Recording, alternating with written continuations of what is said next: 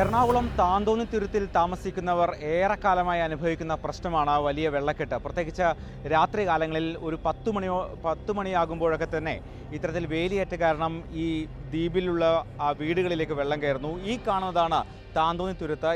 ഈ വെള്ളക്കെട്ട് ഈ ഭാഗത്താണ് ഉണ്ടാകുന്നത്. ഇന്നലെയും പതിവ് പോലെ ഈ മേഖലയിൽ വലിയ വെള്ളക്കെട്ടുണ്ടായി. രാത്രി അവിടെയുള്ള സ്ത്രീകളും കുട്ടികളും അടക്കമുള്ളവർ ഇത്തരത്തിൽ തോണികളിൽ മറുകരയിലേക്ക് വരികയും ഇവിടെ ജിഡ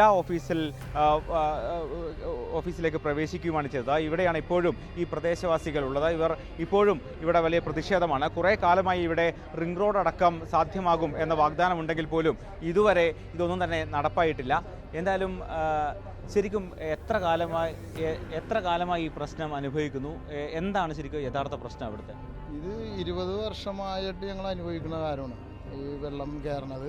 ഞങ്ങൾ അന്ന് തുടങ്ങി സമരം ചെയ്യണത്, അതിൻ്റെ തെളിവുകൾ ഞങ്ങളുടെ കയ്യിലുണ്ട്. പക്ഷേ എന്നിട്ട് 2012 ഈ താന്തോണിക്ക് ജനവാസമുള്ള ഏരിയയിൽ അബിട്ടർ ബണ്ട് റോഡോട് കൂടിയുള്ള 5 മീറ്റർ വീതിയിൽ അബിട്ടർ ബണ്ട് പാസ്സായത് 2012. അതിനുശേഷം ഇങ്ങോട്ട് ഓരോരോ ഉദ്യോഗസ്ഥന്മാർ വന്ന് ഇതിൻ്റെ നടപടിക്രമങ്ങളൊക്കെ ആയിട്ട് പോയി 19 CRS നിയമത്തിൻ്റെ ഇതുകൊണ്ട് അത് 5 മീറ്റർ വീതി വേണോ വേണ്ടേ എന്നുള്ള കാര്യങ്ങളിലേക്ക് പോയി. ഈ കഴിഞ്ഞ കുറച്ച് വർഷങ്ങൾക്ക് മുമ്പ് 5 മീറ്റർ സാങ്ഷനായി, അത് ടെൻഡറായി അത് ഒരാളെടുത്ത് അതിൻ്റെ ഫൈനാൻസിലാവാണ് ചെയ്യുന്നത്. അത് ആലപ്പുഴയിലൊരു ഒരു കോൺട്രാക്ട് എടുത്ത് അത് വർക്ക് സ്റ്റാർട്ട് ചെയ്യാൻ ഇത് കൊണ്ടുവന്ന് ഇവിടെ ഇറക്കേണ്ട റൂട്ട് വരെ എല്ലാം സാങ്ഷൻ മേടിച്ചതിന് ശേഷം ഈ കോസ്റ്റൽ സോൺ മാനേജ്മെൻറ്റ് അതോറിറ്റിയിൽ നിന്ന് വീണ്ടും ഉദ്യോഗസ്ഥന്മാർ വന്നു ഇവിടെ. അവർ വന്നിട്ട് പറയണത് ഈ 2012 പാസ്സാക്കിയ ഓർഡറിൽ ഈ സംരക്ഷണ ഭിത്തി എന്നാണുള്ളത്. അപ്പോൾ സംരക്ഷണ ഭിത്തി 5 മീറ്റർ എന്തിനാണ് എന്നാണ് അവർ ചോദിക്കണം. അത് ഞങ്ങളുടെ കുഴപ്പമില്ല. ഈ താന്തോണിത്തുരുത്തിൽ സാധാരണ മത്സ്യത്തൊഴിലാളികളാണ് അവിടെ കിടക്കുന്ന ആളുകൾ. ഞങ്ങൾക്കും ഈ നാട്ടിൽ വേണ്ട സുഖങ്ങളും എല്ലാ സൗകര്യങ്ങളും ഞങ്ങൾക്കും വേണ്ടേ. ഞങ്ങൾക്ക് അവിടെ റോഡില്ല, ഉള്ളിൽ റോഡില്ല. ഈ റോഡോടുകൂടിയുള്ള ഈ ഭിത്തി വന്നെങ്കിൽ മാത്രമേ ഇനിയൊരു ഇവിടെ നിന്നൊരു അക്കരക്കൊരു പാലം വന്നെങ്കിൽ ഈ റോഡിൽ വന്ന് കയറുള്ളൂ. അതാണ് ഞങ്ങളുടെ ആവശ്യം. അത് 5 മീറ്റർ വീതി തന്നെ ഞങ്ങൾക്കത് പണിത് കിട്ടണം. അത് അടിയന്തരമായിട്ട് തന്നെ. അത് 6 കോടി രൂപയാണ് അന്ന് സാങ്ഷനായത്. പിന്നെ അത് വർഷങ്ങൾ കടന്നുപോയപ്പോൾ 6 കോടി രൂപക്ക് ഈ അന്നത്തെ എസ്റ്റിമേറ്റ് പ്രകാരം കംപ്ലീറ്റ് ചെയ്യാൻ പറ്റില്ല. അതപ്പോൾ MLAയും മറ്റു കൗൺസിലറും അവരൊക്കെ ഇടപെട്ടിട്ട് അത് വീണ്ടും ഒരു 9 കോടിയും കൂടി സാങ്ഷനാക്കാനുള്ള കത്തും പേപ്പർ വർക്കൊക്കെ നടന്നുകൊണ്ടിരിക്കണേന്. ഈ 6 കോടി രൂപയുടെ വർക്ക് ഈ താന്തോണിയുടെ പടിഞ്ഞാറേ സൈഡ് 290 രൂപയും 90 മീറ്ററും കിഴക്കേ സൈഡ് 310 മീറ്ററും പണിയാനായിട്ട് തുടങ്ങാനുള്ള ടൈമിനാണ് ഇപ്പോൾ വീണ്ടും CRSൻ്റെ തടസ്സങ്ങൾ പറഞ്ഞുകൊണ്ട് ഇത് നീണ്ടുകൊണ്ട് പോകണം. ഇപ്പോൾ ഞങ്ങൾ പഴയതിനേലും കൂടുതൽ ആയിട്ട് വെള്ളം കയറി ജീവിക്കാൻ പറ്റാത്ത അവസ്ഥയായി. ആളപായം ഉണ്ടാകുന്ന ഒരു സ്റ്റേജ് ആയപ്പോഴാണ് ഞങ്ങൾ ഇന്നലെ ഇങ്ങോട്ട് പോകുന്നത്.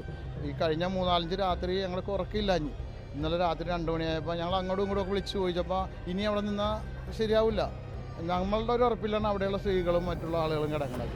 അപ്പോൾ അവിടെ നിൽക്കുന്ന ഒരു പന്തിയിലൊന്നും ഞങ്ങൾ ഇങ്ങോട്ട് വിളിച്ചു ഞങ്ങൾക്ക് അറിയിക്കാൻ പറ്റിയ ഓഫീസിലേക്ക് ഞങ്ങൾ അറിയിച്ച് കളക്ടർ കുറച്ച് നാളുകൾക്ക് മുമ്പ് ഇതേപോലെ ഒരു സിറ്റുവേഷൻ ഉണ്ടായപ്പോൾ കളക്ടർ അങ്ങോട്ട് ചർച്ചയ്ക്ക് വിളിച്ച് ഞങ്ങൾ അവിടെ പോയി ചർച്ച ചെയ്തതാണ്.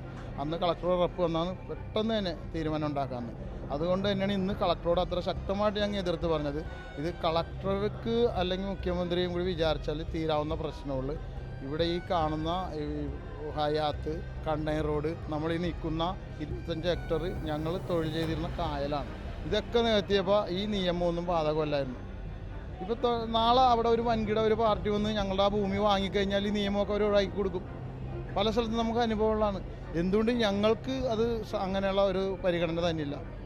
ഞങ്ങളുടെ ചോദ്യം അതാണ്. അതുകൊണ്ട് നാളെ ഇപ്പോൾ ക്യാമ്പ് ഓഫീസിലേക്ക് കളക്ടർ വിളിച്ചേക്കാണ്. ഞങ്ങളെ കോസ്റ്റൽ സോൺ മാനേജ്മെൻറ്റ് അതോറിറ്റി അവരെയും കൂടി ഉൾപ്പെടുത്തിക്കൊണ്ട് നാളത്തെ മീറ്റിംഗ് ഈ എസ്റ്റിമേറ്റ് പറഞ്ഞിരിക്കുന്ന പോലെ 5 മീറ്റർ വീതിയിൽ അത് സാങ്ഷൻ ആകുകയാണെങ്കിൽ ഞങ്ങൾ അത് അംഗീകരിച്ച് പോരും. അതല്ലെങ്കിൽ അവിടെ വെച്ച് തന്നെ ഞങ്ങൾ ഇറങ്ങിപ്പോരും. അടുത്ത ദിവസം ഞങ്ങൾ ഇതിൻ്റെ അകത്തേക്ക് വരും. ആ വരവെന്ന് പറഞ്ഞാൽ ഏത് രീതിയിലാണെന്ന് പറയാൻ പറ്റില്ല. ഇന്ന് ഞങ്ങളെ വള്ളം മുങ്ങാൻ പോയി. ഈ കായലിൽ കുറ്റികളൊക്കെ ഉണ്ട്, അതിൽ തട്ടി വള്ളം മുങ്ങാൻ പോയി ഒരു അപകടം ഉണ്ടാകാൻ പോയി. പക്ഷേ നാളെയും വെള്ളം ഉയരം കൂടി തന്നെയാണ്. എന്തൊക്കെ സംഭവിക്കുമെന്ന് പറയല്ല. ആർക്കും ഞങ്ങൾക്കൊരു ഉറപ്പ് കൊടുക്കാൻ പറ്റില്ല. ജീവൻ ഹാനി ഉണ്ടാവും. പിന്നെ പല വിധത്തിലുള്ള പ്രതിഷേധങ്ങൾ ഇവിടെ നടത്തുന്നുണ്ട്. ചിലപ്പോൾ ഓടിപ്പോണ വാഹനത്തിന് മുമ്പിൽ ചാടും. പക്ഷേ മാറ്റിയിരിക്കുന്ന ആളുകളുടെ നമുക്ക് അവരെ കൺട്രോൾ ചെയ്യാനും പറ്റില്ല. നമ്മൾ ഈ ആളുകളുടെ മുമ്പിൽ നാണക്കേടും മാനവും ഇല്ലാതെ ഇങ്ങനെ അപമാനിക്കപ്പെട്ടുകൊണ്ടിരിക്കണേ. ഞങ്ങൾക്കും ഇല്ല അവകാശങ്ങൾ. 50 വർഷം ആ ദ്വീപ് പുറകിലാണിപ്പോൾ. ഇപ്പോഴും ഒരു വാട്ടർ ട്രാൻസ്പോർട്ടിൻ്റെ ഒരു ബോട്ട് റേഷൻ അടിസ്ഥാനത്തിലാണ് ഓടണം. കുട്ടികളെ വഞ്ചിക്കാക്കി കൊടുക്കണേ ഞങ്ങളിപ്പോഴും സ്കൂളുകളിലേക്ക് പോകാൻ ഒന്നും തന്നെ ഇല്ല അവിടെ. ഒരു ഹെൽത്ത് സെൻ്റർ ഇല്ല, ഒരു പലചരക്ക് കടയില്ല, അതൊന്നും തന്നെ ഇല്ല അവിടെ. എല്ലാം ഞങ്ങൾ മറുകരയിൽ പോയി വാങ്ങിക്കൊണ്ട് പോകണം. ഇത് തന്നെയാണ് ഇവരുടെ സാഹചര്യം. ഇവിടെ ഇപ്പോഴും സ്ത്രീകളും കുട്ടികളും അടക്കം വലിയ പ്രതിഷേധത്തിലാണ്. 63 കുടുംബങ്ങളാണ് താന്തോന്നി തുരുത്തിൽ ഉള്ളത്. ഇവർ എല്ലാവരും വലിയ പ്രതിസന്ധിയിലാണ്. പ്രത്യേകിച്ച് രാത്രി കാലങ്ങളിലാണ് അവിടെ അപ്രതീക്ഷിതമായി വെള്ളം കയറുന്നു. അത്തരത്തിൽ ഇവരുടെ ദൈനംദിന ജീവിതത്തെ അടക്കം കാര്യമായി ബാധിക്കുകയും ചെയ്യുന്നു. ചേച്ചി, എന്തൊക്കെയാണ് ശരിക്കും അവിടെയുള്ള പ്രശ്നങ്ങൾ എന്തൊക്കെയാണ്? അവിടെ എല്ലാവരുടെയും പെരടകത്ത് വെള്ളം കയറും. 8 മണിക്കൂർ വെള്ളം പൊക്കൂലേ, ആ വെള്ളം മുഴുവനും പെരടകത്താണ്. താഴ്ന്ന കിടക്കണം അവിടെ തുരുത്ത് മുഴുവനും. അപ്പോൾ താഴ്ന്നതുകൊണ്ട് എല്ലാ വെള്ളവും കയറുമ്പോൾ തുടങ്ങി എല്ലാവരുടെയും പെരക്കാത്തോട്ട് കയറി വീട് മുക്കാ ഭാഗവും മുങ്ങിക്കിടക്കണം അവിടെ. എല്ലാവരും പഠിക്കണ പിള്ളേർ, കൊച്ചുങ്ങളും പ്രായമുള്ള ആൾക്കാരും എല്ലാവരും ഉണ്ട് അവിടെ. അവരൊക്കെ എന്ത് ചെയ്യും? അത്രയൊക്കെ ആകുമ്പോഴാണോ ഈ പ്രശ്നം ഉണ്ടാവുന്നത്? രാത്രി ആകുമ്പോഴാണ് 1:30 ആകുമ്പോഴാണ് വെള്ളം കയറണത്. 1:30 വെള്ളം കയറി കഴിഞ്ഞാൽ പിന്നെ 5:30 ആകുമ്പോഴാണ് വെള്ളം ഇറങ്ങണത്. അന്നേരം കുഞ്ഞുങ്ങളും എല്ലാവരും കട്ടിലിൻ്റെ മുകളിൽ കയറി ഇരിക്കും. അപ്പോൾ 4 ദിവസം ഒരു തുടർച്ചയായത് തന്നെയാണ്. പിന്നെ അടിസ്ഥാന സൗകര്യം ഒന്നുമില്ല ഞങ്ങൾക്ക്. അങ്ങോട്ടേക്ക് റോഡുമില്ല. റോഡില്ല, ഈ ഒരു ബോട്ടാണുള്ളത്. പിന്നെ വഞ്ചിയുണ്ട് സ്വന്തമായിട്ട്. ആ വഞ്ചിക്ക് പോകുമ്പോൾ കാലാവസ്ഥ മോശമാണെങ്കിൽ വഞ്ചി മറിയും. അങ്ങനെ ഗർഭിണികളടക്കം മരിച്ചിട്ടുണ്ട്.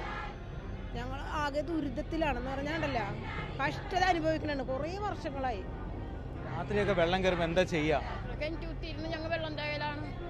അതുകൊണ്ട് ഞങ്ങൾക്ക് ഇപ്പം എന്ത് ചെയ്യാൻ പറ്റും? ഈ ഫാറ്റിന് അകറ്റിയപ്പോൾ തുടങ്ങി, ഫാറ്റ് വെച്ചപ്പോൾ ഞങ്ങൾക്ക് വെള്ളം കയറാൻ തുടങ്ങി. അത് വരുമ്പോൾ വെള്ളം കയറൂല. ഇനി ഇപ്പോൾ ഞങ്ങൾക്ക് ഈ എന്ന് ഫാറ്റ് പണിത് അവിടെ തുടങ്ങി ഉടമ്പരം ഫാറ്റ് ഇതും പണിത് അപ്പോൾ തുടങ്ങി ഞങ്ങൾക്ക് വെള്ളം കയറാൻ തുടങ്ങിയത്. അതുവരെ ഞങ്ങൾക്ക് വെള്ളം കയറൂല. ഇനി നല്ല സുരക്ഷിതമായ ജീവിതമായിരുന്നു ഞങ്ങളുടെ. പക്ഷേ ഇവര് ഫാറ്റ് പണിതപ്പോൾ തുടങ്ങിയാണ് ഞങ്ങൾക്ക് വെള്ളം കയറ്റം. ഞങ്ങൾ വെള്ളത്തിൻ്റെ അടിയിലോട്ട് പോകാറായി. കുഴിയായി പെര, കുഴിഞ്ഞു പോണേന് പെരയൊക്കെ അടിയിലോട്ട് താന്ന് പോണേ. എല്ലാവർക്കും പെര താന്ന് അടിയിലോട്ട് പോകുന്നത്. എന്താ സംഭവിച്ചത് ശരിക്കും? ഇന്നലെ വെള്ളം ഇങ്ങനെ പൊന്തിക്കൊണ്ടേ ഇരിക്കണായിരുന്നു. വെള്ളം പൊന്തി വരുമ്പോൾ ഞങ്ങൾ വെളുപ്പിൻ്റെ 2 മണിക്ക് എനിക്ക് ഓടി കയറി പോകുന്ന വള്ളത്തിൽ വലിയകാട്ട വെള്ളം കൊണ്ടുവന്നൂരി. ആ വള്ളത്തിൽ കയറി പോന്നിട്ടും വെള്ളം അടുക്കാൻ പറ്റണ്ടേ. വെള്ളം കാരണം ഒന്നിനും പറ്റുന്ന ഇത്ര നീന്തിയാൽ ഇവിടെ വഞ്ചി കയറിയത്. എല്ലാവരും രാത്രി തന്നെ ഈ ഓരോരോ വള്ളങ്ങളിലായിട്ട് ഇങ്ങോട്ടേക്ക് വരികയായിരുന്നു. അതെ എല്ലാവരും കൂടി വെള്ളം കൊണ്ടുവന്ന് ഞങ്ങളെ കയറ്റി ഇത്ര വെള്ളത്തിൽ നിന്ന് ഞങ്ങൾ നീന്തി തുടിച്ചാൽ വഞ്ചി കയറിയത്. ഭയങ്കര കഷ്ടപ്പാടാണ് ഞങ്ങൾക്ക്. ദുരിതം എന്ന് പറഞ്ഞാൽ നിസ്സാരണ ദുരിതമല്ല. എന്ന് തുടങ്ങി അങ്ങനെ പറയണം. വോട്ടുകാർ വന്നു വോട്ട് ചെയ്ത് പറയും. മുറ്റത്ത് ചെളിയാണ്. ചെളി കൊണ്ടൊന്നും ചവിട്ടാൻ നിവർത്തിയില്ല. പെരയിലും ചെളി, മുറ്റത്തും ചെളി. ഞങ്ങൾക്ക് ഒന്ന് കാല് കുത്തി നിൽക്കാൻ പറ്റൂല. ബാത്റൂമിൽ പോകാൻ അതും കൂടി പറ്റൂല. ഞങ്ങൾക്ക് ഭയങ്കര സങ്കടമുള്ള സീനാണ്. മനസ്സിലായ? പഠിക്കാൻ പോണ കൊച്ചുങ്ങളൊക്കെ ഇങ്ങനെ. കുട്ടികളെ സ്കൂളിൽ പോകുന്നതൊക്കെ എങ്ങനെയാണ് സാധാരണ? അവർക്ക് ഭക്ഷണം വെച്ച് കൊടുക്കണ്ടേ? അവർക്കൊന്നും ബാത്റൂമിൽ പോകണ്ട. അതൊന്നും നടക്കണം. വെള്ളം ഇപ്പം ചെല്ലുമ്പില്ലേ ചെളി കെട്ടിക്കിടക്കണേരിക്കും തെന്നി. ഇപ്പോഴും ഇവിടെ മുദ്രാവാക്യം വിളികളുമായി ഇപ്പോഴും പ്രതിഷേധം തുടരുകയാണ്. ജില്ലാ കളക്ടർ നേരത്തെ ഇവിടെ എത്തി പ്രതിഷേധക്കാരുമായി ചർച്ച നടത്തിയിരുന്നു. നാളെ വിശദമായ ഒരു ചർച്ച നടത്തി പ്രശ്നപരിഹാരം കാണാമെന്ന് പറയുന്നുണ്ട്. പക്ഷേ ഇവർ ഇപ്പോഴും അത് പൂർണ്ണമായും മുഖവിലക്കെടുത്തിട്ടില്ല. കാരണം ഇതിനു മുൻപും പല വാഗ്ദാനങ്ങൾ ഇവർക്ക് ലഭിച്ചിരുന്നതാണ്. അവിടെ ഔട്ടർ റിംഗ് റോഡ് നിർമ്മിക്കാം, അതോടൊപ്പം തന്നെ പാലം നിർമ്മിക്കാൻ തുടങ്ങിയ വാഗ്ദാനങ്ങളൊക്കെ തന്നെ ഇവർക്ക് ലഭിച്ചിരുന്നു. സ്കൂൾ യൂണിഫോം അടക്കം ധരിച്ചുകൊണ്ടാണ് വിദ്യാർത്ഥികൾ ഇത്തരത്തിൽ സ്കൂൾ യൂണിഫോം അടക്കം ധരിച്ചുകൊണ്ട് വിദ്യാർത്ഥികളടക്കം സമരരംഗത്ത് ഇറങ്ങുകയാണ്. ഇന്നലെ രാത്രിയാണ് ഈ സ്ത്രീകളും കുട്ടികളും അടങ്ങുന്ന ഈ ദ്വീപ് നിവാസികൾ പൂർണ്ണമായും പല ചെറിയ വള്ളങ്ങളിലായി മറുകരയിലേക്ക്, അതായത് കൊച്ചി ഭാഗത്തേക്ക് വരികയും ഇവിടെ ജിഡ ഓഫീസിലേക്ക് പ്രവേശിക്കുകയും ചെയ്തത്. ഇപ്പോഴും പ്രതിഷേധം തുടരുകയാണ്. സ്ത്രീകളടക്കം ഇപ്പോഴും പ്രതിഷേധിക്കുന്നുണ്ട്. ചേച്ചി, ഈ കുറേ കാലമായുള്ള പ്രശ്നമാണ്, ഒരിക്കലും പരിഹാരമാകുന്നില്ല അല്ലേ? വർഷങ്ങളായിട്ട് ഒരു പ്രതികരണവും ഇല്ല ഞങ്ങൾക്ക്. ഞങ്ങളിപ്പോഴും വെള്ളത്തിൽ തന്നെയാണ് കിടക്കുന്നത്. വെള്ളത്തിൽ എന്ന് പറയാൻ പറ്റൂല. ഞങ്ങൾക്കിപ്പോൾ തലയോളം പൊങ്ങുഞ്ഞടുത്ത് തന്നെ. ഞങ്ങൾക്ക് കഞ്ഞി വെക്കാനാ, പിള്ളേർക്ക് സ്കൂളിൽ പോകാനാ ഒരു മാർഗവും ഇല്ല. സ്ത്രീകൾക്ക് ടോയ്ലറ്റിൽ പോകാനും മറ്റുള്ള ഒരു സാഹചര്യവും ഞങ്ങൾക്കില്ല. ഞങ്ങൾക്ക് ഇനി ഇതേ ഉള്ളു മാർഗം. അതുകൊണ്ടാണ് ഞങ്ങൾ ഇങ്ങോട്ട് പോകുന്നത്. ജില്ലാ കളക്ടർ പല ഉറപ്പൊക്കെ പറയുന്നത്, അതൊക്കെ വർഷങ്ങളായിട്ട് ഇത് തന്നെയാണ്. 6 കളക്ടർമാർ മാറി വന്ന് ഇത്രയും നാളായിട്ട് ഞങ്ങൾക്ക് ഒരു നടപടി ഉണ്ടായിട്ടില്ല. ഇനി അങ്ങനെ നടപടി ഉണ്ടായിട്ടേ ഞങ്ങൾ പോകുന്നുള്ളൂ. തന്നെയാണ് ഈ പ്രതിഷേധവുമായി മുന്നോട്ട് പോകാൻ തന്നെയാണ് ഈ പ്രദേശവാസികളുടെ തീരുമാനം. അവർ ഇപ്പോഴും ജിഡ ഓഫീസിൽ കുത്തിയിരുന്ന് പ്രതിഷേധിക്കുകയാണ്. ഭക്ഷണമടക്കം ഇവിടെ പാകം ചെയ്തും ഇവിടെ കഞ്ഞിവെച്ചും ഈ പ്രദേശവാസികളൊക്കെ തന്നെ ഇവിടെ കഴിയുകയാണ്. എന്തായാലും പ്രതിഷേധവുമായി ഇവർ മുന്നോട്ട് പോവുകയാണ്. ഈ ജിഡ ഓഫീസ് നിൽക്കുന്ന സ്ഥലത്തിൻ്റെ തൊട്ടടുത്ത് തന്നെയാണ് ഈ താന്തോന്നി തുരുത്ത്. അതായത് ഈ കായലിൻ്റെ മറുകരയിലാണ് താന്തോന്നി തുരുത്ത്. അവിടെയാണ് 63 കുടുംബങ്ങൾ താമസിക്കുന്നത്. അവരാണ് എല്ലാ ദിവസവും രാത്രിയാകുമ്പോൾ അവിടേക്ക് വെള്ളം കയറുന്നു, വലിയ തോതിൽ ആളുകളുടെ ജനജീവിതത്തെ ബാധിക്കുന്നു എന്നുള്ള വലിയ പ്രശ്നമാണ് ഇവർ ഉന്നയിക്കുന്നത്. നേരത്തെ പലതവണ ഈ വിഷയം ഉന്നയിച്ചിരുന്നെങ്കിൽ പോലും ഇതുവരെ പ്രശ്നപരിഹാരം ഉണ്ടായിട്ടില്ല. ജില്ലാ കളക്ടർ അടക്കം ഇത്തരത്തിൽ പ്രശ്നം പരിഹരിക്കുമെന്ന് പലതവണ ഉറപ്പ് നൽകിയിട്ടുണ്ട്. പക്ഷേ CR-സെറ്റ് അടക്കമുള്ള കാര്യങ്ങൾ വലിയ തടസ്സമാകുന്നു എന്നാണ് ഈ പ്രദേശവാസികൾ പറയുന്നത്. എന്തായാലും ഇവരുടെ ദൈനംദിന ജീവിതത്തെ കാര്യമായി തന്നെ ഇത് ബാധിക്കുന്നുമുണ്ട്. അതുകൊണ്ടാണ് ഇവർ പരസ്യമായ ഒരു പ്രതിഷേധ പരിപാടിയിലേക്ക് ഇറങ്ങിയിരിക്കുന്നത്. വീഡിയോ ജേർണലിസ്റ്റ് പ്രദീപ് കുമ്പിടിക്കൊപ്പം reporter Arjun Mattannur, in reporter, Kochi.